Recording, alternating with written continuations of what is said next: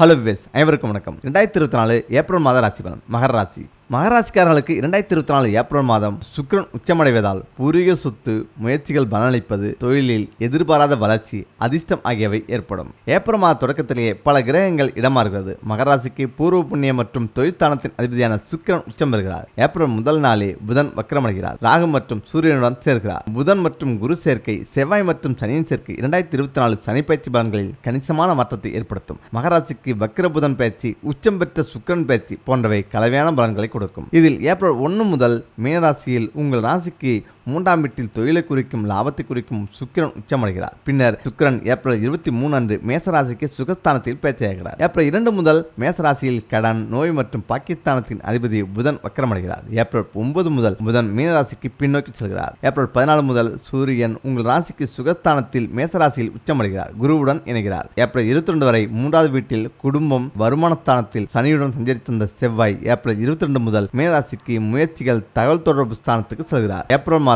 மகராசிக்கு பெரும்பாலான கிரகங்கள் முயற்சி, சகோதரம் மற்றும் 4ஆம் வீட்டிலும் உள்ளது. இதில் பொது பலன். மகராசிக்காரர்களுக்கு 2024 ஏப்ரல் மாதம் சுக்கிரன் உச்சமடைவதால் பூர்வீக சொத்து, முயற்சிகள் பலனளிப்பது, தொழிலில் எதிர்பாராத வளர்ச்சி, அதிர்ஷ்டம் ஆகியவை கண்டிப்பாக ஏற்படும். இதில் தொழில் வளர்ச்சி மேம்படும், எதிர்பார்க்கும் வசதி கிடைக்கும், எல்லா முயற்சிகளும் பலனளிக்கும், குடும்பத்தில் மகிழ்ச்சி நிலவும், தந்தையுடன் கருத்து வேறுபாடுகள் வரலாம், வருமானம் அதிகரிக்கும். சாதகமான பலன். மகராசிக்காரர்களுக்கு ஏப்ரல் மாதம் தொடக்கத்தில் பரபரப்பாக இருக்கும். மாத தொடக்கத்தில் உங்களின் தொழில் அல்லது வியாபாரம் தொடர்பாக பயணிக்க வேண்டியிருக்கும். பயணம் இனிமையாக இருக்கும் மற்றும் புதிய தொடர்புகளை உருவாக்கும். இந்த காலகட்டத்தில் வீட்டில் மகிழ்ச்சியான சூழ்நிலை இருக்கும். சௌகரியம், வசதி சம்பந்தமாக விஷயங்கள் மேம்படும். மனம் மகிழ்ச்சியாக இருக்கும். உங்கள் முயற்சிகள் வெற்றி பெறும். நீங்கள் விரும்பிய பதவி உயர்வு அல்லது விரும்பிய இடத்திற்கு மாற்றலாம். உங்கள் வணிகம் மற்றும் வேலை சார்ந்து அனைத்துமே சிறப்பாக உள்ளது. நீங்கள் திட்டமிட்ட அனைத்தும் சரியான நேரத்தில் நிறைவேறும். தொழிலில் முன்னேற்றம் ஏற்படும். அதிகாரம் மற்றும் அரசாங்கத்துடன் தொடர்புடைய நபர்களின் மரியாதை மற்றும் பதவி உயர்வு இருக்கும். மாத பிற்பகுதியில் நீண்ட நாட்களாக இருந்து வந்த பிரச்சனைகளுக்கு தீர்வு கிடைக்கும். இந்த நேரத்தில் நீங்கள் குடும்பத்தினர் மற்றும் நண்பர்களிடமிருந்து முழு ஆதரவையும் ஒத்துழைப்பையும் பெறுவீர்கள். காதல் உறவுகள் ஆழமாகும். திருமண வாழ்க்கை மகிழ்ச்சியாக இருக்கும். இந்த மாதம் சில புதிய தொடர்புகளை ஏற்படுத்துவீர்கள். இது எதிர்காலத்தில் உங்களுக்கு நல்லது. மாதத்தின் தொடக்கத்தில் ஏப்ரல் 22 வரை 2வது வீட்டில் செவ்வாய், சனியின் சேர்க்கை இருப்பதால் இந்த மாதத்தில் உடல் நலத்தில் கொஞ்சம் கவனம் செலுத்துங்கள். தொழில் வளர்ச்சி அடைவது உங்கள் முயற்சியை பொறுத்ததாகும். ஏப்ரல் மாதம் மகராசிக்காரர்களுக்கு நிம்மதியான, மகிழ்ச்சியான மாதமாக இருக்கும். வணங்க வேண்டிய தெய்வம் இஷ்ட தெய்வ வழிபாடு. வீட்டில் செல்லும் பிறகு இது செய்தாலே போதும். மகாலட்சுமி படத்துக்கு தினமும் காலை மாலை நெய், தேங்காய் எண்ணெய், நல்லெண்ணெய் ஏதாவது ஒன்றில் 2 திரி போட்டு விளக்கேற்றி வீடு, கடை முழுவதும் சாம்பிராணி புகை காட்டி வருவது பண விஷயத்தில் மிக சிறந்த வசியமாகும். வடகிழக்கு மூலையில் குடிக்கும் நீரை வைத்து அதில் எலுமிச்சை ஒன்றை போட்டு வைக்கும். தொடர்ந்து 2 மாதங்கள் செய்து வந்தால் பற்றாக்குறை நீங்கி செல்லும் கொழிக்கும். மாத சம்பளம், சுயதொழில், வியாபாரம் செய்பவர்கள் யாராகினும் வருவாயில் முதல் செலவாக உப்பு, மல்லிகைப்பூ 2ஐயும் வாங்குவதே முதல் செலவாக இருக்க வேண்டும். அப்போது பணப்பற்றாக்குறை நீங்கி செல்லும் பெருகும். தொழில் விஷயமாக வெளியே செல்லும் போது அருகம்புல் நுனி ஒன்றையோ, திருநீற்று பசலை ஒன்றையோ பறித்து பையில் வைத்து செல்ல. சென்ற காரியம் நிச்சயம் வெற்றியே. சாம்பிராணியும் மருதாணி விதையும் வெண்கடுகும் கலந்து வீட்டில், வியாபார ஸ்தலத்தில் தூவமிட தீய சக்திகள், கந்திஷ்டி தோஷங்கள் நீங்கி தொழில் முன்னேற்றம் அடையும். மகாலட்சுமி நம்மிடத்தில் நடமாடுவாள். முக்கியமாக அஷ்டமலட்சுமிகளும் வீட்டில் குடியேற இந்த விஷயங்களை ஃபாலோ பண்ணுங்க.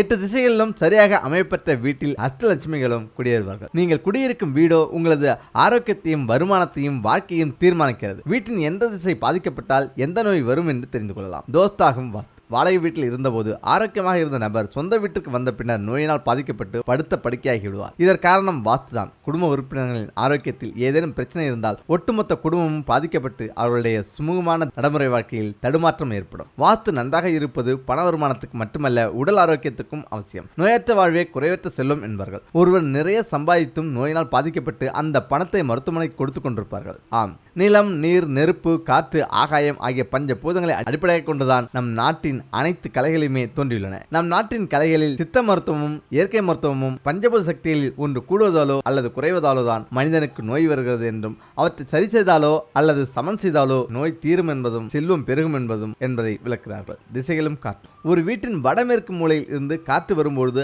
அதில் ஆக்சிஜன் நிறைந்திருக்கிறது. வடக்கு மூலையில் இருந்து வரும் காற்றில் நீர் நிறைந்திருக்கிறது. தென்கிழக்கு மூலையில் இருந்து வரும் காற்றில் வருடத்தின் மிகுந்த நாட்களில் வெப்பம் மிகுந்து காணப்படுகிறது. தென்மேற்கு மூலையில் இருந்து வரும் காற்றில் வறட்சி அதிகமாக இருக்கிறது. ஒவ்வொரு வீடும் கிழக்கிலிருந்து சூரிய ஒளி பெறும் வகையில் அமைக்க வேண்டும். சூரிய ஒளி இல்லாவிட்டால் விட்டமின் குறைபாட்டினால் கார்போஹைட்ரேட், புரோட்டீன், கொழுப்பு ஆகியவைகளில் வளர்ச்சிதை மாற்றங்கள் பாதிக்கப்படக்கூடும்.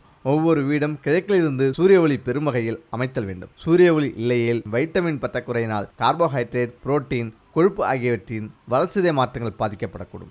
வளர்சிதை மாற்றம் பாதிக்கப்படுவதால் உடலில் உள்ள அனைத்து திசுக்களுமே பொதுவாக பாதிக்கப்படக்கூடும். இந்த பாதிப்பின் அடையாளங்களும் அறிகுறிகளும் ஒவ்வொருவருக்கும் பல வகையான நோய்களை, குறிப்பாக மாரடைப்பு, புற்றுநோய், சர்க்கரை, இரத்த கொதிப்பு போன்றவற்றை ஏற்படுத்தும். சூரிய ஒளியின் மூலம் நாம் பெறும் வைட்டமின் டி நம்மை பல வியாதிகளில் இருந்து பாதுகாக்கிறது. கிழக்கு திசையில் சூரிய ஒளியில் உருவாகும் வைட்டமின் டி முக்கிய பங்கு வகிக்கிறது. மேலும் இவை இரத்த சிவப்பு அணுக்களின் ஆயுளை அதிகரிக்கவும் உதவுது. கிழக்கு பகுதி முழுவதும் அடைப்பட்ட வீட்டில் கண் பார்வை கோளாறு, தைராய்டு பிரச்சனை, வைட்டமின் பற்றாக்குறை, மனநலம் தொடர்பான பிரச்சனைகள், இரத்த சோகை, நோய் எதிர்ப்பு சக்தி குறைபாடு ஏற்படும். வடக்கு பகுதி முழுவதும் அடைப்படும் போது கோமா நிலை, மனநல பாதிப்பு, மூளை தொடர்பான அனைத்து விதமான நோய்களும் ஏற்படும். பக்கவாதம் ஏற்படும். ஆண்களுக்கு அவசியம். கிழக்கு திசையின் சூரிய ஒளியால் உருவாகும் வைட்டமின் டி சத்துக்களினால் ஆணின் விந்து சந்தி அதிகரிக்கும். மேலும் குழந்தைகளுக்கு அதிகாலை சூரிய ஒளி உடல் வளர்ச்சியையும் எலும்புகள் வளர்ச்சி அடையவும் கண் பார்வை கோளாறுகள் ஏற்படாமலும் தடுக்கிறது. எனவேதான் குழந்தைகளை காலை நேரத்தில் வெயில் காண்பிக்கும் பழக்கம் இன்றும் பின்பற்றப்படுகிறது. எந்த திசையில் என்ன அமைக்கலாம்? நம் வீட்டு வடக்கு,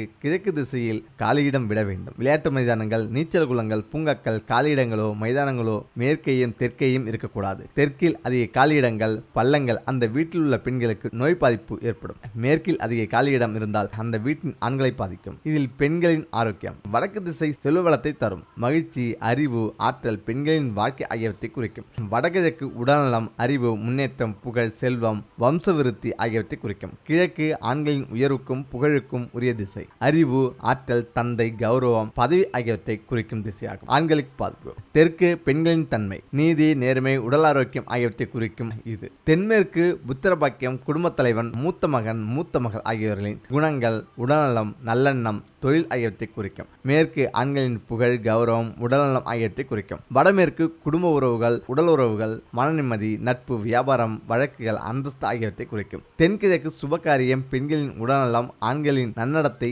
காமம், கலைகளில் தேர்ச்சி ஆகியவற்றை குறிக்கும். இதயம் பாதிக்கும். வீட்டின் தெற்கு பகுதியில் வாஸ்து தவறாக இருந்தால் வீட்டில் உள்ள பெண்களின் உடல்நலம் மட்டும் பாதிக்கப்படும். கர்ப்பப்பை தொடர்பான பிரச்சனைகள் ஏற்படும். இரத்த நாளங்கள் தொடர்பாக அனைத்து விதமான நோய்களும் ஏற்படும். கேன்சர், குடல் சம்பந்தமான அனைத்து விதமான நோய்களும் ஏற்படுகிறது. தென்மேற்கு பகுதியில் தவறாக அமைந்தால் கிட்னி தொடர்பான பிரச்சனைகள் ஏற்படும். ஆண்களுக்கு இதயம் பாதிக்கும். முக்கியமாக பெண்களுக்கு கர்ப்பப்பை தொடர்பான பிரச்சனைகளும், பித்தப்பை, கல்லீரல், கணையம், முதுகு தண்டுவடம், பாலின உறுப்புகளில் பிரச்சனைகள் ஏற்படும். எலும்பு பாதிப்பு. மேற்கு மற்றும் வடமேற்கு தவறாக இருக்கும் பட்சத்தில் எலும்பு மத்தியில் பிரச்சனை ஏற்படும். முழங்கால் வலி, மூட்டு அறுவை சிகிச்சை செய்வது, கால்களில் அடிக்கடி முறிவு ஏற்படுவது, கைகளில் அடிக்கடி முறிவு ஏற்படுவது, கால் பாதங்களில் அடிக்கடி பிரச்சனை வருவது, மனநலம் கெடுவது, கண் பார்வை தொடர்பான பிரச்சனைகள் ஏற்படுவது, கர்ப்பப்பை அகற்ற வேண்டியிருக்கும். குழந்தை பாக்கியம் பாதிக்கும். வீடு அமைப்பில் தவறு இருக்கும் பட்சத்தில் அந்த தவறான அமைப்புக்கு உண்டான நோய் ஏற்படும். வாஸ்து கோளாறுகளை சரி செய்தால் நோய் பாதிப்பில் இருந்து தப்பிக்கலாம். இதில் வாஸ்து தோஷம் நீக்கும் பரிகாரம். வீட்டின் வடகிழக்கில் துளசி, நந்தியாவட்டை போன்ற பூச்சி செடிகள் வளர்க்கலாம். பூஜை அறையில் வலம்புரி சங்கு, சாலக்கிராமம் வைத்து பூஜை செய்யலாம். பூஜைகளின் மூலம் வாஸ்து தோஷங்களை நீக்கலாம். வீட்டின் பூஜை அறையில் தினமும் விளக்கேற்றி ஊதுவத்தி காண்பித்து சாமிப்படங்களுக்கு பூஜை செய்து வந்தாலே போதும். எந்த தீய சக்தியும் அண்டாது. தினமும் காலையில் கிழக்கு நோக்கி தீபமேற்றி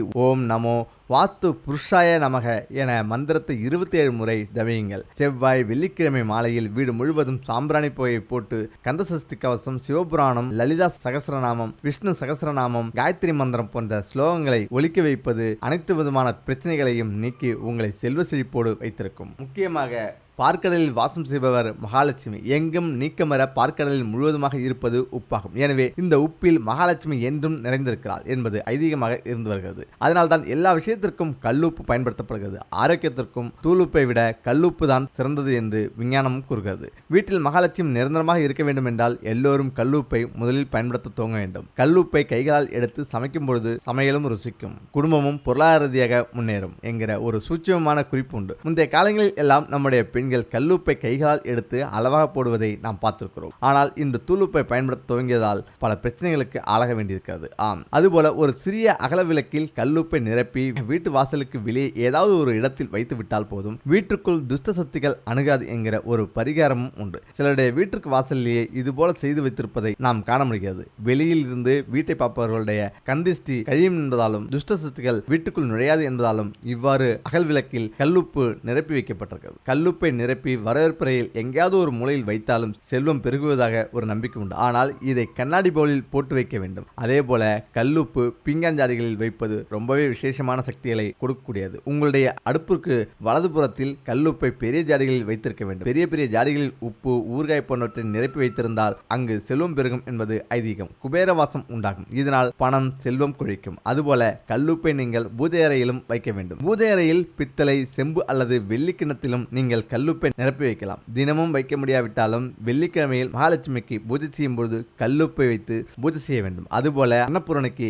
அரிசிப்படியில் இருந்து முழுவதுமாக அரிசியை நிரப்பி வைத்து பூஜை செய்தால் வறுமை நீங்கும், செல்வம் குழிக்கும் என்பது நம்பிக்கை. நாம் எதை பெருக்க வேண்டும் என்று நினைக்கிறோமோ அதுவும் பூஜை அறையில் இருக்க வேண்டும். பூஜை செய்யும் பொழுது எப்பொழுதும் சிறிதளவு பணத்தை வைத்து பூஜை செய்யுங்கள். பெரிய பெரிய பூஜைகளில் மட்டுமே இதை நாம் செய்து வருகிறோம். ஆனால் ஒவ்வொரு வெள்ளி மற்றும் செவ்வாய்க்கிழமையிலும் நாணயங்கள் பணத்தை வைத்து பூஜை செய்து வந்தால் மேலும் மேலும் பணமானது நம்மிடம் பெருக துவங்கும். வீண் செலவுகள் வராது என்பது நியதி.